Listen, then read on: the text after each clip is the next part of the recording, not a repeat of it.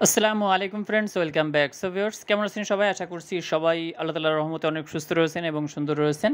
আপনাদের মধ্যখানে আরেকটি সেলফ ভিডিও নিয়ে উপস্থিত হয়ে গিয়েছি। স্ক্রিনে দেখতে পারতেছেন এক পেয়ার মাক্সি রেসিং পিজনের বেবি, আমার লফটের বেস্ট একটা পেয়ার।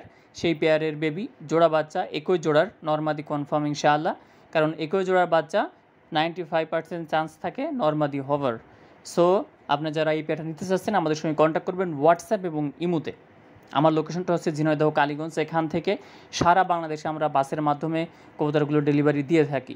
বাচ্চা দুটা কিন্তু খুবই চমৎকার, খুবই হেলদি আলহামদুলিল্লাহ। ওরা এখন নিজেরা খাবার খাইতে পারে। এই ভিডিওটা করা আরও 2 দিন আগে।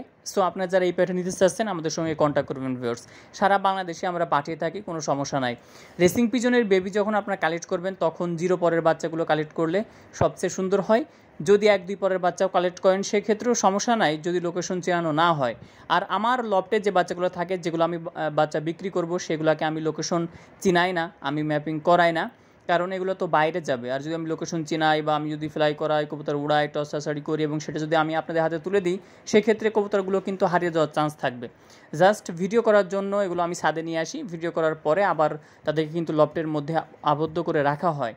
সো আপনারা যারা রেসিং পিজনের বেবি নিতে চাচ্ছেন, অরিজিনাল রেসিং পিজনের বেবি, তারা আমাদের সঙ্গে কন্ট্যাক্ট করবেন।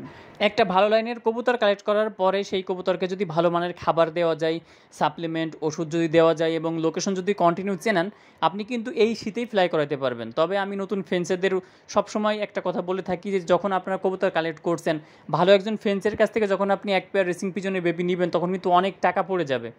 অর্থাৎ যে টাকা দিয়ে আপনি এক পেয়ার রেসিং পিজনের বেবি নেবেন, সেই টাকা দিয়ে কিন্তু আপনি বাজার থেকে বা এখান থেকে ওখান থেকে কিন্তু 4-5 পেয়ার নিতে পারবেন। সো এই যে দামি কবুতর আপনি কালেক্ট করলেন, এই কবুতর পেয়ারটা আপনি কেন ফ্লাই করাবেন, আপনি কেন উড়াবেন, আপনি কেন টস আছাড়ি করবেন? এই কবুতরটা যেহেতু প্রুভেন কবুতর, অর্থাৎ যেই ফেন্সিয়ার কাছে ছিল সেই ফেন্সিয়ার যেহেতু ভালো একজন ফেন্সিয়ার, রেস্ট টস আছাড়ি করেন বা ভালো লাইন চর্চা করে, তার কাছ থেকে যেহেতু আপনি কবুতর নিয়ে আসছেন, তাহলে প্রমাণের কিছু নাই। আপনি এখন এখান থেকে বাচ্চা নেন, এই বাচ্চা আপনি ফ্লাই করাবেন, টস আছাড়ি করবেন। সো আশা করি এই বিষয়গুলো আপনারা ক্লিয়ার হয়েছেন। কবুতর নেওয়ার পরে আপনারা ফ্লাই করাবেন না, টস আছাড়ি করবেন না। কবুতর থেকে আগে বাচ্চা নেন, এরপরে আপনি টস আছাড়ি করবেন। সো যারা নিতে চান আমাদের সঙ্গে কন্ট্যাক্ট করবেন।